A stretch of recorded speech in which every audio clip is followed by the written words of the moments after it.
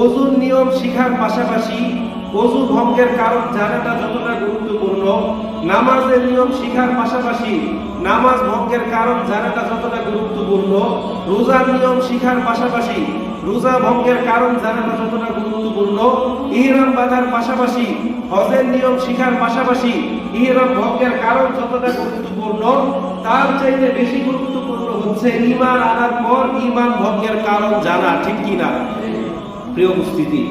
বর্তমানে আমাদের বাংলাদেশের 91% মুসলিম। এই 91% মুসলিমের মধ্যে 100% মুসলিম হচ্ছে উত্তরাধিকার সূত্রে মুসলিম, অর্থাৎ বংশ পরম্পরায়। আমাদের বাপ দাদা পরদাদা তার দাদা এরা মুসলিম ছিল, এই উত্তরাধিকার সূত্রে আমরা মুসলিম হয়েছি। ঠিক কিনা? তো আমরা নিজেদেরকে মুসলিম হিসাবে দাবি করি, কিন্তু আমরা আমাদের জীবনে প্রাত্যহিক লাইফে